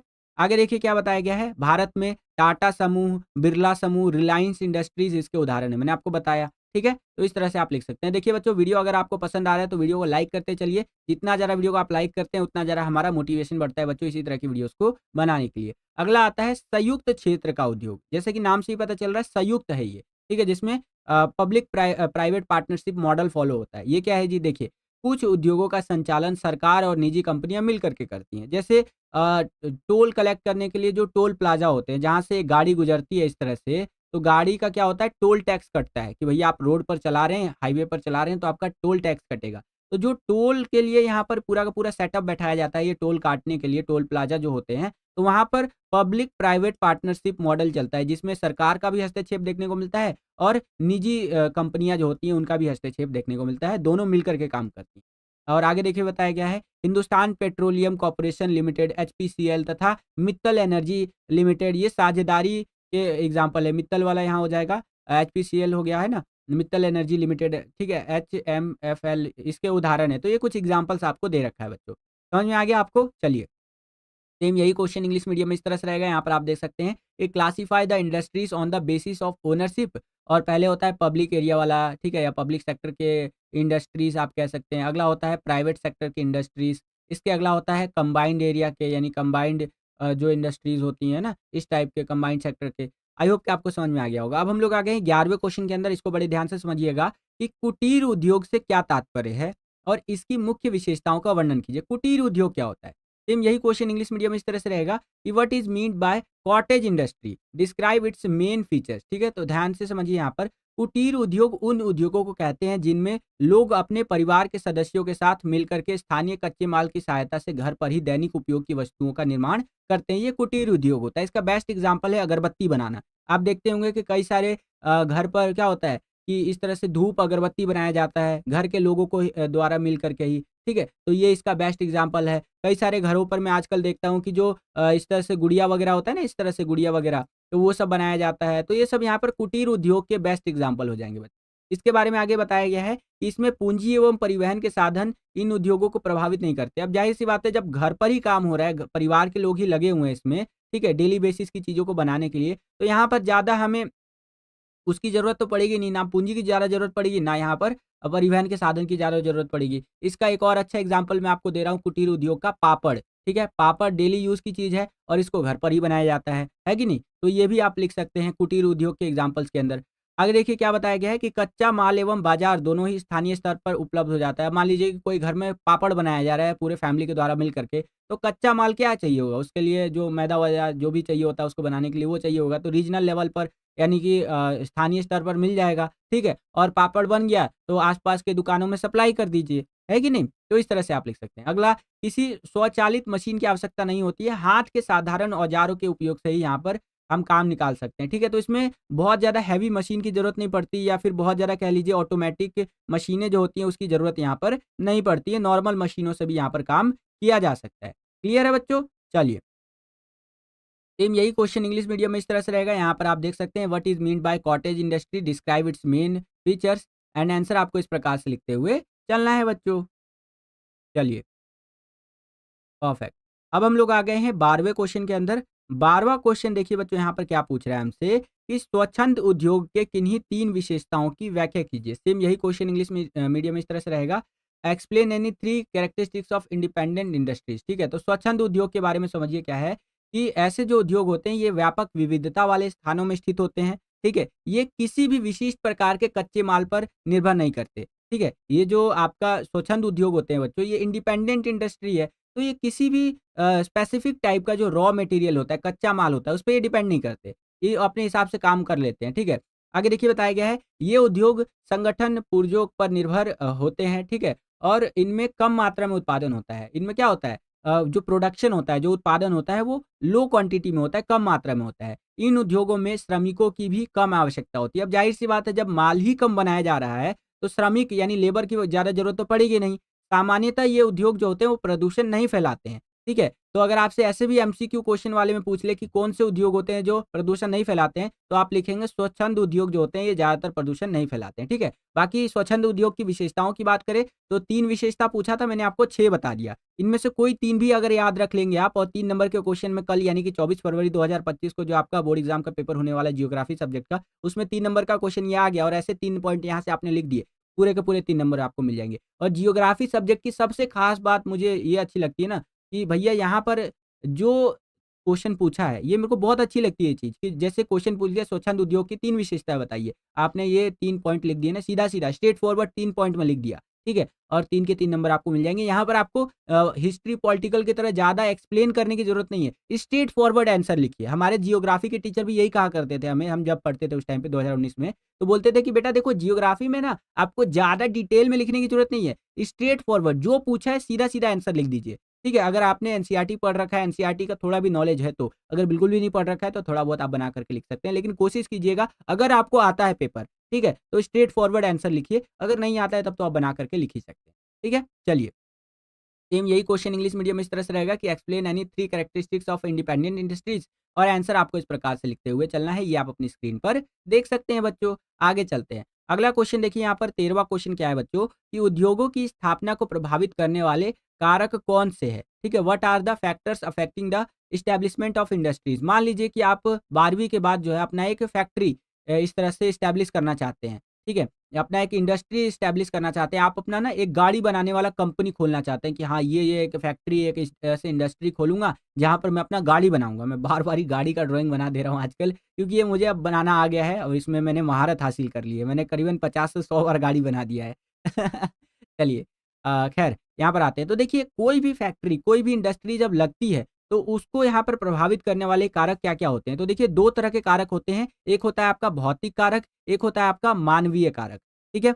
अब भौतिक कारक में क्या-क्या आ जाएगा? देखिए इंडस्ट्रीज़ वहीं लगेंगे जहाँ पर कच्चा माल उसको अच्छा खासा अवेलेबल होगा। अगर आपको गाड़ी बनाने वाला फैक्ट्री लगाना है, इंडस्ट्री लगाना है, तो आपको कच्चा माल क्या चाहिए होगा? स्टील, लोहा, प्लास्टिक और गाड़ी से रिलेटेड सारे सामान चाहिए होंगे। तो आप वहीं ना फैक्ट्री लगाएँगे अपना जहाँ पर आपको ये माल मिल जाए। अनुकूल जलवायु होनी चाहिए, जल की उपलब्धता होनी चाहिए। कोई भी फैक्ट्री, कोई भी इंडस्ट्री हो, सबको यहाँ पर जल यानी पानी की ज़रूरत पड़ती ही पड़ती है। शक्ति के साधन होने चाहिए। अब मान लीजिए आपने एक फैक्ट्री बनाया, यहाँ पर किसी जगह एस्टेब्लिश किया, तो वहाँ पर बिजली ही ना मिले आपको, तो आपका फैक्ट्री चलेगा? नहीं चलेगा बच्चों, ठीक है? तो ये तो भौतिक कारक हो गए जो उद्योगों की अवस्थिति को प्रभावित करते हैं। अगला होता है मानवीय कारक। अब एक जगह आप फैक्ट्री लगा रहे हैं, इंडस्ट्री लगा रहे हैं, तो वहाँ पर आपको श्रम की ज़रूरत पड़ेगी, लेबर की ज़रूरत पड़ेगी। जहाँ पर आपको लेबर सस्ता मिलेगा, वहीं ना आप लगाएँगे, है कि नहीं? पूँजी की ज़रूरत पड़ेगी पड़ेगी, परिवहन के साधन चाहिए होंगे, बाज़ार चाहिए होगा और सरकारी नीतियाँ भी आपके इंडस्ट्री के हिसाब से होनी चाहिए, ठीक है? तो ये सारी चीज़ें होती हैं बच्चों जो उद्योगों की स्थापना को प्रभावित करते हैं या उद्योगों की अवस्थिति को प्रभावित करते हैं, ठीक है? ये सारे फैक्टर्स जहाँ पर अच्छे होंगे वहीं पर उद्योग ज़्यादा से ज़्यादा लगेंगे। जैसे दिल्ली, मुंबई, चेन्नई, कोलकाता आदि यहाँ पर आप देखेंगे तो ज़्यादा से ज़्यादा इंडस्ट्रीज़ आपको देखने को मिलेंगी। क्यों? क्योंकि यहाँ पर मतलब क्यों देखने को मिलेगी? क्योंकि यहाँ पर ये सारी चीज़ें बहुत ज़्यादा सही है। सारी चीज़ें हमें ऑलमोस्ट मिल ही जाती है, लेबर मिल ही जाता है, पूँजी लगा ही लेते हैं लोग, अनुकूल जलवायु है, जल की उपलब्धता है, शक्ति अच्छा खासा मिलता है, यहाँ पर बिजली वगैरह मिल जाता है, कच्चा माल मिल जाता है, सरकार की नीतियाँ भी उस हिसाब से हैं, ठीक है? और वर्ल्ड लेवल पर भी ये चीज़ ऐसे ही काम करता है। क्लियर है बच्चों? आशा करता हूँ आपको समझ में आ गया होगा। अब आगे चलते हैं 14वां क्वेश्चन देखिए बच्चों यहाँ पर क्या है कि बाह्य स्रोतन के परिणाम स्वरूप कई देशों में बड़ी संख्या में रोजगार के अवसर खुले हैं। इस कथन का 3 उपयुक्त उदाहरणों सहित विश्लेषण कीजिए। बाह्य स्रोतन, आउटसोर्सिंग जिसे कहते हैं। सोर्सिंग मैंने आपको समझाया भी था सैंपल पेपर की वीडियो में, फिर से समझा देता हूँ बच्चों। देखिए ये होता क्या है, एक मान लीजिए अमेरिका का बिज़नेसमैन है, उसको एक कॉल सेंटर खोलना है। अगर वो अमेरिका के व्यक्तियों को अपने कॉल सेंटर में जॉब देता है, तो उसको सैलरी ज़्यादा पे करना पड़ेगा क्योंकि उसे डॉलर में पे करना पड़ेगा, ठीक है? तो वो उसके लिए महँगा पड़ेगा। वही अमेरिका का व्यक्ति भारत में अपनी कंपनी का कॉल सेंटर खोलता है, तो उसे सैलरी जो है रुपया में यानी कि रुपीज़ में पे करना पड़ेगा, जिससे कि उसके लिए काफ़ी सस्ता पड़ेगा। अगर अमेरिका के एक आदमी को वो 10 लाख रुपए दे रहा है, तो वही इंडिया के एक आदमी को वो 2 लाख में काम करवा सकता है और 2 लाख में इंडिया का एक आदमी जो है हँसते-हँसते काम करेगा। तो वो अपना कॉल सेंटर कहाँ पर खोलेगा? वो इंडिया में खोलेगा। समझ रहे हैं आप? तो यही आउटसोर्सिंग होता है जिसके तहत जो है सस्ते में अपना काम दूसरे देशों से करवाया जाता है। विकासशील देशों में ये ज़्यादातर हमें देखने को मिलता है। जो डेवलप कंट्रीज़ होती हैं वो डेवलपिंग कंट्री यानी कि विकासशील देशों से विकसित देश अपना काम करवाते हैं, ठीक है? यहाँ पर लेबर जो होता है चीप होता है, ठीक है? और यहाँ पर इससे क्या होता है विकासशील देशों में यानी हमारे जैसे देश हो गया आपका पाकिस्तान हो गया, बांग्लादेश हो गया, नेपाल हो गया, ऐसे देशों में क्या होता है रोज़गार के साधन उपलब्ध होते हैं। आशा करता हूँ कि आपको आउटसोर्सिंग बाह्य स्रोतन जिसे हिंदी में कहते हैं वो समझ में आ गया होगा। अब इसके बारे में जो लिखा गया है इसको समझ लीजिए। बाह्य स्रोतन बाहरी एजेंसी को कार्य में कुशलता एवं लागतें कम करने के लिए प्रदान करता है ये, ठीक है? इसी के परिणाम स्वरूप भारत, चीन, पूर्वी यूरोप, इज़राइल, फिलीपींस में बड़ी संख्या में कॉल सेंटर खुले हुए हैं। मैंने आपको बताया ना? और व्यवसाय प्रक्रम बाह्य स्रोतन बीपीओएस जो बोलते हैं वो योग्य नवयुवकों एवं नवयुवतियों के लिए रोजगार के लिए नए अवसर उत्पन्न करता है। जो बीपीओज़ होते हैं बच्चों, कॉल सेंटर होते हैं, यहाँ पर जो यंग लोग होते हैं, लड़के या लड़कियाँ, वो जाकर के यहाँ पर जॉब करते हैं। जैसे अभी आप 12वीं पास करेंगे, तो आप में से बहुत सारे लड़के यहाँ पर कॉल सेंटर में जॉब करेंगे। आपसे पहले जो सीनियर रह चुके हैं, उसमें से ये बहुत सारे जो लड़के-लड़कियाँ हैं, वो यहाँ पर कॉल सेंटर में जॉब किए हैं, ठीक है? बहुत सारे बच्चे मेरे टच में भी है इस तरह से, ठीक है? तो ये चीज़ें हैं। क्लियर है बच्चों? चलिए, और आगे देखिए यहाँ पर क्या बताया गया है कि बाह्य स्रोतन कंपनियों को अतिरिक्त व्यावसायिक अवसरों को उत्पन्न करने में सक्षम बनाता है। इसी कारण नगरीय क्षेत्रों में साइबर कैफ़े का चलन बढ़ गया है, ठीक है? अब इसके मतलब आधार पर ही कुछ चीज़ें बता रहा है कि बाह्य स्रोतन के कारण ही क्या हो रहा है, ज़्यादा से ज़्यादा जो है व्यावसायिक अवसर जो होते हैं, ठीक है? बिज़नेस की अपॉर्च्युनिटीज़ होती हैं, वो खुल गई हैं और इसी कारण जो है आप देखेंगे कि शहरों के अंदर आपको साइबर कैफ़े वगैरह बहुत ज़्यादा देखने को मिलेगा, ठीक है? अगला होता है ज्ञान प्रक्रम बाह्य स्रोपन, जिसे केपीओएस कहते हैं। इन्होंने कई क्षेत्रों को बढ़ावा दिया है, जैसे कि ई-लर्निंग, आंकड़ा प्रक्रमण, ठीक है? जो यहाँ पर डेटा को स्टडी किया जाता है, ई-बैंकिंग सेक्टर, अनुसंधान एवं विकास इत्यादि। तो इस प्रकार से इस क्वेश्चन का आंसर आप लिख सकते हैं बच्चों, ठीक है? चलिए, सेम यही क्वेश्चन इंग्लिश मीडियम में इस तरह से रहेगा, यहाँ पर आप देख सकते हैं और आंसर आपको इस प्रकार से लिखते हुए चलना है। क्वेश्चन क्या था हमारे यहाँ पर कि as a result of outsourcing a large number of employment opportunities have opened up in many countries. Analyse this statement with 3 suitable examples. ठीक है, तो आंसर आपको इस प्रकार से लिखते हुए चलना है, ये आप अपनी स्क्रीन पर देख सकते हैं बच्चों। ठीक है, चलिए आगे चलते हैं। अब 15वां क्वेश्चन देखिए बच्चों, यहाँ पर क्या पूछ रहे हैं हमसे कि चिकित्सा पर्यटन क्या है और विकासशील देशों में तेजी से उभरने के क्या कारण हैं इसके। ठीक है, सेम यही क्वेश्चन इंग्लिश मीडियम में इस तरह से रहेगा कि what is medical tourism and what are the reasons for rapid emergence in developing countries. ठीक है, ये इतना ज़्यादा तेजी से कैसे आगे बढ़ रहा है, चिकित्सा पर्यटन कैसे उभर रहा है, तो ध्यान से समझिएगा।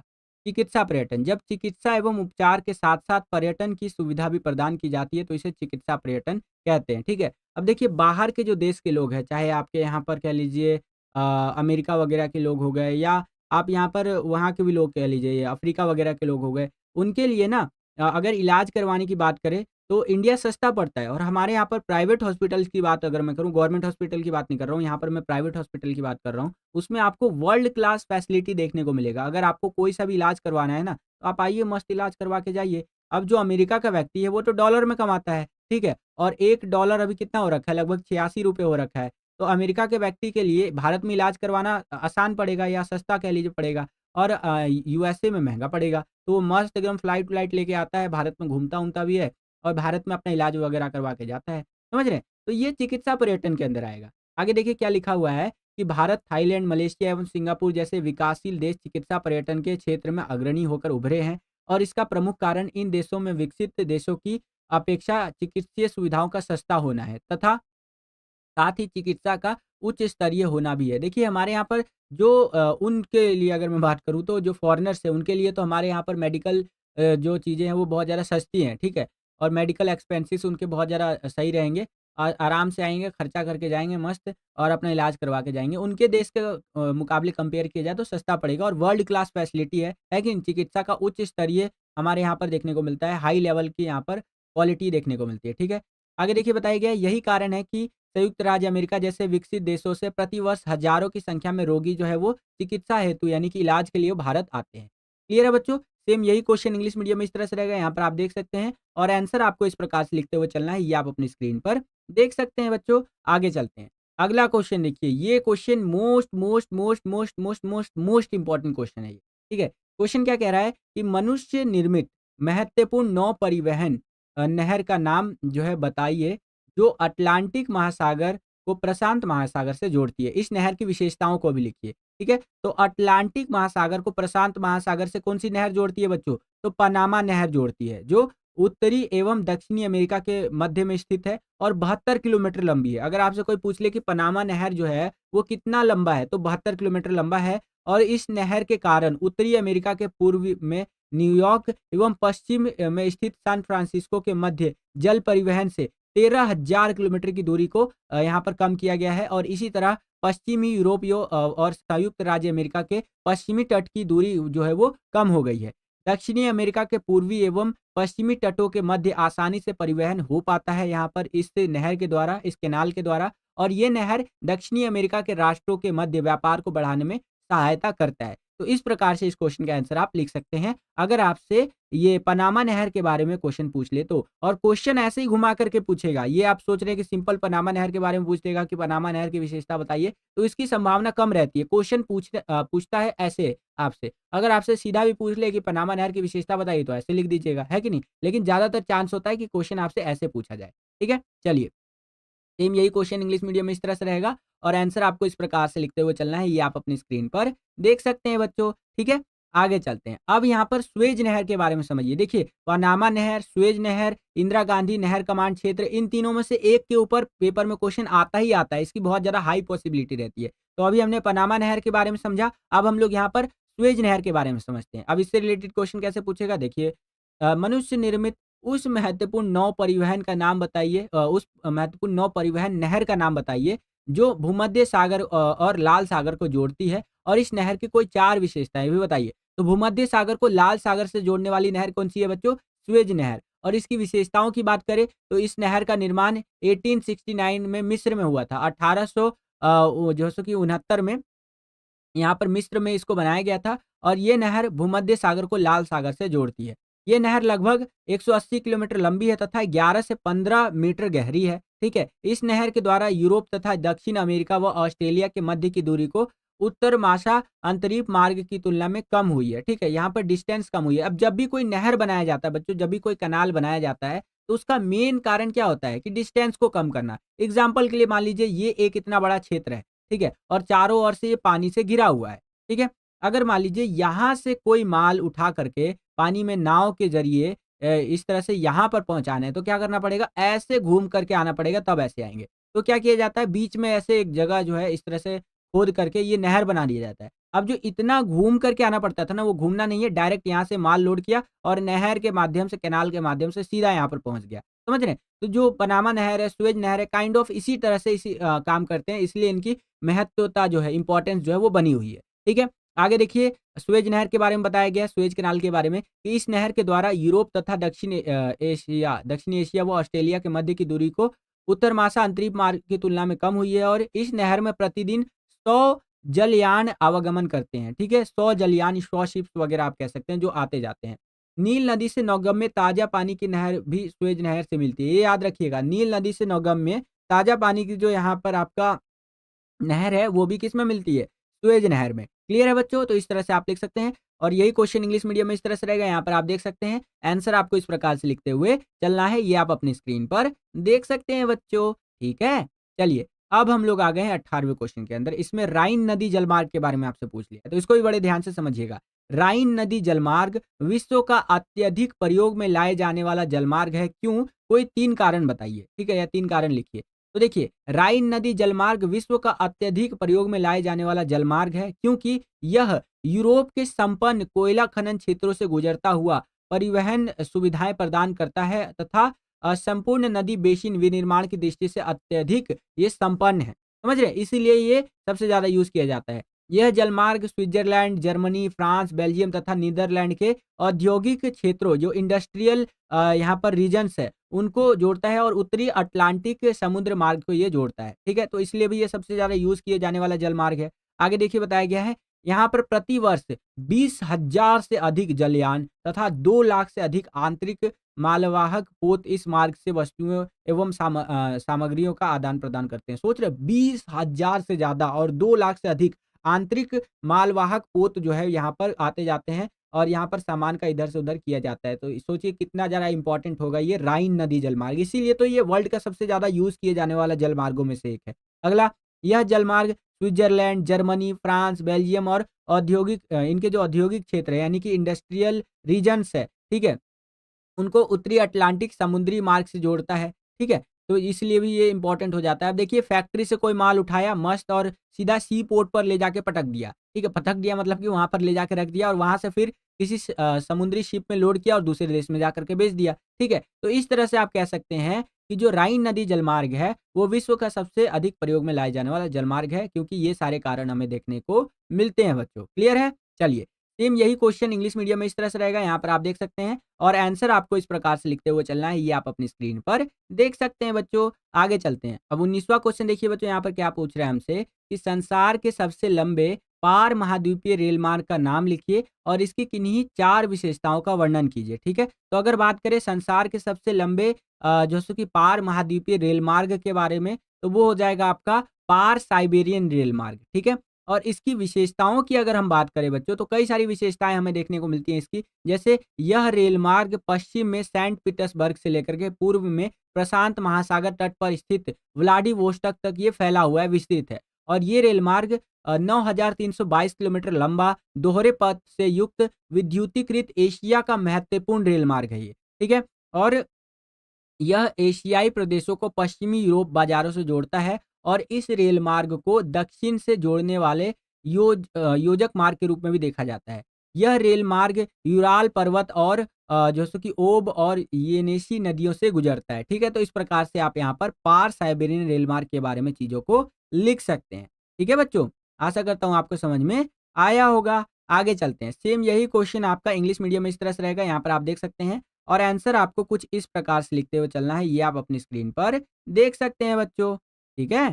चलिए, परफेक्ट। अब हम लोग आ गए हैं 20वें क्वेश्चन के अंदर। यहाँ पर 20वां क्वेश्चन देखिए बच्चों क्या है कि मानव विकास से क्या अभिप्राय है? What is meant by human development, ठीक है? तो मानव विकास की जब हम बात करते हैं, तो यहाँ पर हम बात कर रहे हैं लोगों के विकल्पों में वृद्धि करने से, ठीक है? ये किसने कहा था? कौन-सा बच्चा कमेंट करके बताएगा? ये बात किसने कहा था कि जब मानव विकास हो रहा है, तो इसका मतलब है लोगों के विकल्पों में वृद्धि होना। अभी मैंने आपको वीडियो में समझाया, आप मुझे कमेंट करके बताइए, ठीक है? आगे बात किया गया है मानव विकास के बारे में कि उनके जीवन स्तर में सुधार करना और यह व्यक्ति के जीवन में गुणात्मक परिवर्तन को प्रदर्शित करता है, ठीक है? सेम यही क्वेश्चन इंग्लिश मीडियम में इस तरह से रहेगा, यहाँ पर आप देख सकते हैं what is mean by human development और आंसर आपको इस प्रकार से लिखते हुए चलना है बच्चों, ठीक है? चलिए, आगे चलते हैं बच्चों। अगला क्वेश्चन देखिए यहाँ पर 21वां क्वेश्चन बहुत ज़्यादा इंपॉर्टेंट है ये कि आर्थिक स्तर की दृष्टि से भारत की जनसंख्या को कितने वर्गों में बाँटा जा सकता है? तो आर्थिक स्तर की दृष्टि से भारत की जनसंख्या को 3 वर्गों में बाँटा जा सकता है। पहला, मुख्य श्रमिक, ये कौन होते हैं जी? तो ये वो व्यक्ति होते हैं जो 1 वर्ष में कम से कम 183 दिन कार्य करते हैं, ये मुख्य श्रमिक कहलाते हैं, ठीक है? मेन वर्कर्स जो होते हैं, जैसे आपके आदरणीय पिताजी हैं, जिनको मेरा हाथ जोड़ कर के नमस्कार है। वो 1 साल के अंदर कम से कम 365 दिन होता है ना 1 साल में, तो उसमें से 183 दिन तो काम करते ही करते होंगे, तो वो मुख्य श्रमिक की कैटेगरी में आएँगे। अगले होते हैं हमारे सीमांत श्रमिक, अब ये क्या है जी? तो ये वो व्यक्ति होते हैं जो 1 वर्ष में 183 दिन से कम दिन काम करते हैं, ये सीमांत श्रमिक कहलाते हैं। और लास्ट में होते हैं अश्रमिक, जो व्यक्ति बेरोज़गार होते हैं, उसे हम लोग अश्रमिक कहते हैं। जिनके पास कोई रोज़गार नहीं होता, जो लोग बेरोज़गार होते हैं, ये अश्रमिक की कैटेगरी में आते हैं। क्लियर है बच्चों?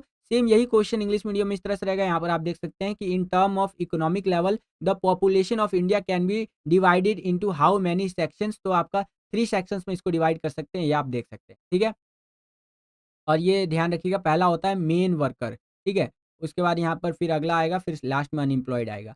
आगे चलते हैं, अब हम लोग आ गए हैं 22वें क्वेश्चन के अंदर। यहाँ पर 22वां क्वेश्चन देखिए बच्चों हमसे क्या पूछ रहा है कि प्रकार्य के आधार पर भारतीय नगरों को 6 प्रमुख प्रकारों में वर्गीकृत करें और उदाहरण सहित बताइए। देखिए भारत में जो भी नगर है, उसको हम लोग वहाँ पर जो काम होता है ना, उसके आधार पर अलग-अलग तरीकों से बाँट सकते हैं, ठीक है? अब वो कौन-कौन से हैं? पहला आता है प्रशासन शहर या प्रशासनिक नगर कह सकते हैं, ठीक है? ये वे शहर या नगर होते हैं जहाँ उच्चतर क्रम के प्रशासनिक मुख्यालय होते हैं, जैसे दिल्ली, चंडीगढ़ आदि। यहाँ पर जो हेडक्वार्टर्स इस तरह से मुख्यालय वगैरह होते हैं ना, तो ये प्रशासन वाले शहर, प्रशासन वाले नगर की कैटेगरी में आते हैं, ठीक है? भारत के अंदर। अगला औद्योगिक नगर, ठीक है? ये क्या होते हैं? तो देखिए जिन नगरों में उद्योगों की प्रधानता हो, जैसे मुंबई, सेलम, जमशेदपुर, ये औद्योगिक नगर की कैटेगरी में आएँगे, ठीक है? इससे अगला होता है परिवहन नगर, ये क्या होता है जी? तो कुछ नगर पत्तन के रूप में आयात-निर्यात में संलग्न रहते हैं, जैसे कांडला, कोच्चि, विशाखापट्टनम, तो ये परिवहन नगर की कैटेगरी में आते हैं। पत्तन यानी पोर्ट्स की बात हो रही है, ठीक है? और कांडला, कोच्चि, विशाखापट्टनम ये सब यहाँ पर पोर्ट्स ही है, पत्तन ही है, ठीक है? तो ये जो नगर होते हैं बच्चों, जो पोर्ट्स के रूप में हमें देखने को मिलते हैं, जहाँ से इम्पोर्ट-एक्सपोर्ट का काम होता है, तो ये लोग परिवहन मतलब ये जो नगर है, ये परिवहन नगर की कैटेगरी में आते हैं। अगला होता है खनन नगर, ठीक है? वे नगर जो मुख्यतः खनन के लिए जाने जाते हैं, जैसे रानीगंज, झरिया, डिगबोई, जहाँ पर हम लोग खनन करके, खोद करके वहाँ से पदार्थ वगैरह निकालते हैं, खनिज वगैरह निकालते हैं, कोयला हो गया उसके अलावा अनेक चीज़ें हो गई, तो वो खनन नगर की कैटेगरी में आते हैं। और झरिया, डिगबोई, रानीगंज ये सब झारखंड में पड़ते हैं, तो ये सब खनन नगर में आ जाएँगे। अगला होता है गैरीसीन या फिर छावनी नगर, ठीक है? ये क्या होता है? तो जिन नगरों में सेना की यहाँ पर छावनियाँ होती हैं, जैसे अम्बाला, मेरठ, इस तरह से है ना, सुना होगा आपने अम्बाला छावनी, मेरठ छावनी, ठीक है? कैंटोनमेंट जिसे आप कहते हैं इंग्लिश में, ठीक है? तो ये आपका छावनी नगर होता है, इसके अगला होता है धार्मिक एवं सांस्कृतिक नगर। ये क्या है जी? तो ऐसे नगर जो धार्मिक व सांस्कृतिक केंद्र के रूप में विख्यात है, जैसे वाराणसी, मथुरा, अजमेर आदि, तो ये सब धार्मिक और सांस्कृतिक नगर की कैटेगरी में आ जाएँगे बच्चों। क्लियर है? सेम यही क्वेश्चन इंग्लिश मीडियम में इस तरह से रहेगा कि classify Indian cities into 6 major type of the on the basis of functions and give an example too. तो इस तरह से आंसर आपको लिखते हुए चलना है, ये आप अपनी स्क्रीन पर देख सकते हैं बच्चों। और वीडियो यहाँ तक आपने देख लिया है बच्चों, तो वीडियो को लाइक ज़रूर कीजिएगा। जितना ज़्यादा वीडियो को आप लाइक करते हैं, उतना ज़्यादा हमारा मोटिवेशन बढ़ता है इसी तरह के वीडियोज़ को बनाने के लिए, ठीक है? ये वाला क्वेश्चन देखिए। 23वां क्वेश्चन की विशेषताओं के आधार पर ऊर्जा के परंपरागत एवं गैर परंपरागत साधनों में अंतर स्पष्ट कीजिए, ठीक है? तो देखिए ऊर्जा के परंपरागत साधन क्या होते हैं और गैर परंपरागत साधन क्या होते हैं, बड़े ध्यान से समझिएगा। परंपरागत साधन जिसको हम लोग लंबे समय से इस्तेमाल करते हुए आ रहे हैं, ठीक है? और वो यहाँ पर एक टाइम पे आके खत्म हो जाएँगे। और गैर परंपरागत साधन वो होते हैं ऊर्जा के, जो कि यहाँ पर रिन्यूएबल होते हैं, जिनको हम लोग बार-बार यूज़ कर सकते हैं। अब जो लिखा हुआ है उसको समझ लेते हैं। ऊर्जा के परंपरागत साधन, पारंपरिक ऊर्जा के स्रोत जो लंबे समय से हम लोग प्रयोग में ले रहे हैं, ये प्रकृति में उपलब्ध है और तय मात्रा सीमित मात्रा में उपलब्ध है। ये गैर नवीकरणीय नॉन रिन्यूएबल होता है। इनको हम लोग दोबारा यूज़ नहीं कर सकते। जैसे पेट्रोल है, एक बार जल गया तो उसको दोबारा यूज़ कर सकते हैं? नहीं कर सकते। समझ रहे हैं? आगे देखिए, इन साधनों का वितरण बहुत असमान है। कहीं पर तो हमें ज़्यादा देखने को मिलता है, जैसे आप देखेंगे तो मिडल ईस्ट के जो कंट्रीज़ है आपका, जैसे आपका अरब देश वगैरह हो गया है ना, जैसे सऊदी अरेबिया, यहाँ पर तेल बहुत है। लेकिन भारत, चीन, यहाँ पर आपको तेल ज़्यादा देखने को नहीं मिलेगा। तो इसी तरह से ऊर्जा के जो परंपरागत साधन हैं, ये असमान रूप से वितरित है। ये साधन पर्यावरण अनुकूल नहीं है, अर्थात पर्यावरण प्रदूषण में इनकी बड़ी भूमिका हमें देखने को मिलती है। और इनके उदाहरण है कोयला, पेट्रोल, डीजल, कच्चा तेल आदि इसके बहुत अच्छे उदाहरण हैं बच्चों। अगला होता है ऊर्जा के गैर परंपरागत साधन। अब ये क्या होता है जी? तो देखिए, गैर पारंपरिक स्रोत वे होते हैं जो हाल ही में प्रयोग में आए हैं और इन स्रोतों का प्रयोग करने को जैसे कि देखिए क्या बताया गया है, इन स्रोतों का प्रयोग करने को उपाय अथवा तकनीक पहले दोनों नहीं थे, ठीक है? पहले इनको यूज़ करने के हमारे पास उपाय भी नहीं थे, तकनीक भी नहीं थे और ये जो है नवीनीकरणीय है, यानी कि रिन्यूएबल है, यानी इसको हम दोबारा यूज़ कर सकते हैं। ये साधन अपेक्षाकृत अधिक समान रूप से वितरित है। ये दुनिया के हर देश के पास ऑलमोस्ट ठीक-ठाक मात्रा में अवेलेबल है। जैसे ये ऊर्जा स्वच्छ साधन और पर्यावरण हितैषी होते हैं, ठीक है? एग्ज़ाम्पल के लिए आपका सौर ऊर्जा हो गया, पवन ऊर्जा हो गया, ठीक है? जल ऊर्जा, भूतापीय ऊर्जा, ये सब ऊर्जा के गैर परंपरागत साधनों के अंदर आप लिख सकते हैं, ठीक है? और यही क्वेश्चन इंग्लिश मीडियम में इस तरह से रहेगा, यहाँ पर आप देख सकते हैं कि make the difference between traditional and non traditional means of energy based on characteristics, ठीक है? तो आंसर आपको इस प्रकार से लिखते हुए चलना है।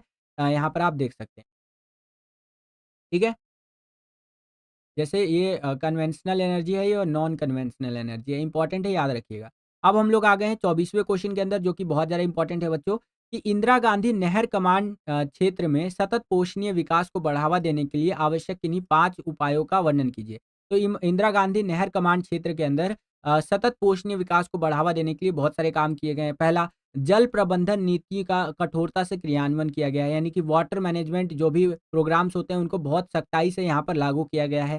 सामान्य जल सघन फसलों को नहीं बोना है जो ज़्यादा पानी लेते हैं, ठीक है? कमान क्षेत्र में विकास कार्यक्रम जैसे नालों को पक्का करना, भूमि विकास तथा समतल और बाड़बंदी पद्धति प्रभावी रूप से कार्यान्वित की जाए ताकि बहते जल की क्षति मार्ग में कम हो सके। और आगे बताया गया है कि जलाक्रांत वृक्षों की रक्षण में यहाँ पर इस तरह से निर्माण, चारागाह विकास, पारितंत्र विकास के लिए अति आवश्यक है। और लास्ट में बताया गया है कि निर्धन आर्थिक स्थिति वाले भू आवधियों की कृषि के पर्याप्त मात्रा में वित्तीय और संस्थागत सहायता उपलब्ध कराना। तो इस तरह से आप यहाँ पर इंदिरा गांधी नहर कमान क्षेत्र में जो सतत पोषणीयता को बढ़ावा देने के लिए जो उपाय किए गए हैं उसका वर्णन आप कर सकते हैं। सेम यही क्वेश्चन इंग्लिश मीडियम में इस तरह से रहेगा और आंसर आप इस प्रकार से लिख सकते हैं बच्चों, ठीक है? चलिए, अब हम लोग आ गए हैं 25वें क्वेश्चन के अंदर। यहाँ पर देखिए क्वेश्चन क्या पूछ रहा है हमसे कि परिवहन साधन के रूप में पाइपलाइन की महत्ता के किन्हीं 5 बिंदुओं का विश्लेषण कीजिए। जो पाइपलाइन परिवहन होता है बच्चों आपका, ठीक है? तो उसका क्या महत्व हमें देखने को मिलता है? तो देखिए, ये जो पाइपलाइन परिवहन होता है जिसके थ्रू यहाँ पर पाइप्स के थ्रू चीज़ों को एक स्थान से दूसरे जगह भेजा जाता है दूसरे स्थान तक, जैसे गैस वगैरह जो होता है बच्चों, ठीक है? आप देखते होंगे आजकल जो बड़े-बड़े सोसाइटीज़ है, वहाँ पर जो गैस आता है एलपीजी वाला गैस, वही जो हम लोग घर में सिलेंडर लेकर के आते हैं और यूज़ करते हैं। तो बड़े-बड़े सोसाइटीज़ के अंदर जो गैस आता है, वो इन पाइपलाइन के थ्रू आता है। जहाँ पर पाइपलाइन के थ्रू गैस आ रहा होता है, यहाँ एक मीटर लगा देते हैं और 1 महीने में जितना बिल आता है मीटर में, उस हिसाब से यहाँ पर जो है पैसा वो दिया जाता है। ठीक है? तो ये पाइपलाइन परिवहन का एक एग्ज़ाम्पल मैंने आपको बता दिया। अब देखिए इसका महत्व क्या होता है? पाइपलाइन परिवहन के एक तरह से फ़ायदे क्या होते हैं? किसी भी प्रकार की जलवायु धरातल पर आसानी से बिछाया जा सकता है। अगर मान लीजिए कोई पहाड़ी एरिया है, वहाँ पर भी बिछा दीजिए, कोई दिक्कत नहीं है कि नहीं?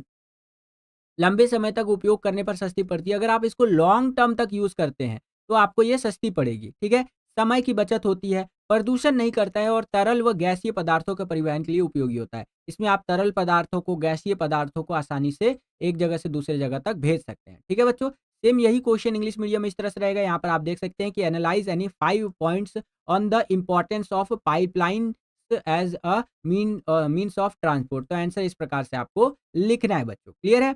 आगे चलते हैं। अगला क्वेश्चन देखिए यहाँ पर 26वां क्वेश्चन हमसे क्या पूछ रहा है कि भारत में परिवहन के अन्य साधनों की तुलना में सड़क परिवहन की अधिक उपयोगिता क्यों माना जाता है? सड़क परिवहन हमारे यहाँ पर क्यों ज़्यादा इतना इम्पोर्टेंट है? तो आंसर इस प्रकार से आप लिखेंगे, सड़कें अपेक्षाकृत अधिक ऊबड़-खाबड़ और ढलुआ भूमि पर बनाई जा सकती हैं, ठीक है? और सड़कों द्वारा जो है वहाँ पर जो है सो कि द्वार से द्वार यानी डोर टू डोर सेवाएँ प्रदान की जा सकती है। जैसे आपके घर तक भी सड़क से आया जा सकता है, लेकिन रेल परिवहन के थ्रू जो आपका वायु परिवहन होता है उसके थ्रू नहीं आ सकते ना, लेकिन सड़क के थ्रू आ सकते हैं।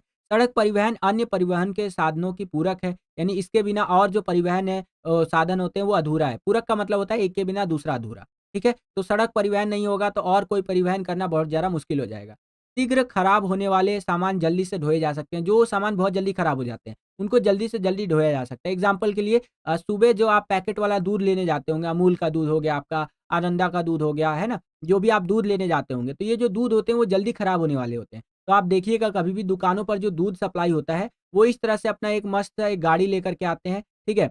और ये जो गाड़ी होता है बच्चों इनका, इस गाड़ी के अंदर ये दूध सप्लाई करते हैं और जल्दी से जल्दी सप्लाई कर देते हैं ताकि दूध जो है वो खराब ना हो। तो सड़क परिवहन यहाँ पर भी उपयोगी हो जाता है भारत के अंदर। और थोड़ी दूरी की मात्रा के लिए अपेक्षाकृत अधिक सुविधाजनक है। जैसे आपको अपने घर से बाज़ार जाना है, तो आप ट्रेन थोड़ी ना पकड़ेंगे, आप सड़क परिवहन से जाएँगे, है कि नहीं? और सड़कों का निर्माण एवं रख-रखाव अपेक्षाकृत आसान होता है और लागत कम देखने को मिलती है, ठीक है? तो इसलिए आप कह सकते हैं बच्चों कि भारत में परिवहन के अन्य साधनों की तुलना में सड़क परिवहन अधिक उपयोगी माना जाता है। क्लियर है बच्चों? सेम यही क्वेश्चन इंग्लिश मीडियम में इस तरह से रहेगा, यहाँ पर आप देख सकते हैं कि why is road transport consider more useful than other means of transport in India? तो आंसर आपको इस प्रकार से लिखना है बच्चों। आगे चलते हैं। अगला क्वेश्चन देखिए यहाँ पर 27वां क्वेश्चन क्या पूछ रहा है हमसे। ये इम्पोर्टेंट क्वेश्चन है बच्चों 27वां और आसान क्वेश्चन भी है।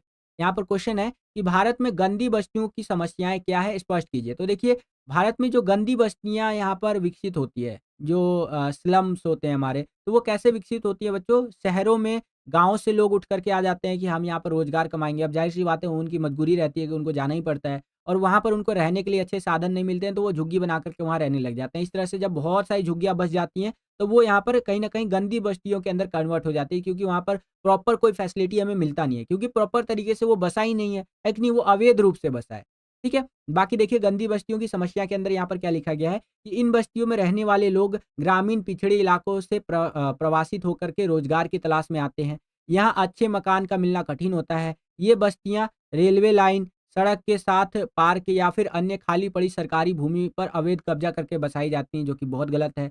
खुली हवा, स्वच्छ पेयजल, शौच सुविधाओं, प्रकाश का जो सो कि सर्वथा अभाव रहता है यहाँ पर। खुली हवा कहाँ से मिलेगी यहाँ पर? ना स्वच्छ पेयजल, पीने का साफ पानी मिलेगा क्योंकि अवैध रूप से बसाई गई है। अगर वैध रूप से बसाया जाता है तो वहाँ पर प्रॉपर सारी चीज़ें फैसिलिटीज़ होती हैं। अब जब जैसे कि इल्लीगली कोई बसाओगे कोई जगह, तो वहाँ पर फैसिलिटीज़ कहाँ से मिलेंगी? कम वेतन, मज़दूरी प्राप्त करने के कारण जीवन स्तर में भी अति यहाँ पर निम्नीकरण देखने को मिलता है या जीवन स्तर इनका अति निम्न होता है। ठीक है? जो इनका लाइफ़स्टाइल होता है वो बहुत ज़्यादा वैसा देखने को मिलता है क्योंकि पैसा नहीं है ना? तो यहाँ पर जीवन स्तर भी निम्न देखने को मिलता है। सेम यही क्वेश्चन इंग्लिश मीडियम में इस तरह से रहेगा कि what are the problems of slums in India explain and answer आपको इस प्रकार से लिखते हुए चलना है बच्चों, ठीक है? तो ये टोटल हमारे 27 क्वेश्चंस थे बच्चों, दोनों बुक के अंदर से जो मोस्ट इम्पोर्टेंट क्वेश्चंस निकलते थे। तो बस बच्चों यही था आज का ये वीडियो। आशा करता हूँ आपको ये वीडियो पसंद आया होगा। अगर आपको ये वीडियो पसंद आया तो कर दीजिए ज़्यादा से ज़्यादा लाइक। जितना ज़्यादा वीडियो को आप लाइक करेंगे, उतना ज़्यादा हमारा मोटिवेशन बढ़ता है इसी तरह की वीडियोज़ को बनाने के लिए। चैनल पर अगर आप नए आ गए हैं, विद्यालय स्टडी पॉइंट को अभी तक आपने सब्सक्राइब नहीं किया है तो सब्सक्राइब कर लीजिए। इसी प्रकार की वीडियोस हम आपके लिए लेकर के आते रहते हैं। और चैनल को सब्सक्राइब करने के बाद बेल नोटिफिकेशन दिखेगा, उसको क्लिक करके ऑल पे क्लिक कर दीजिएगा, जिससे कि जो भी हम नया वीडियो अपलोड करें उसका नोटिफिकेशन सबसे पहले आपके फ़ोन पर आ जाया करे और आपकी तैयारी और बढ़िया तरीके से हो सके। इस वीडियो के लिए इतना ही, मिलता हूँ आपसे अगली और एक्साइटिंग वीडियो में। तब तक के लिए खुश रहिए, खुश रखिए सभी को। जय हिंद, वंदे मातरम।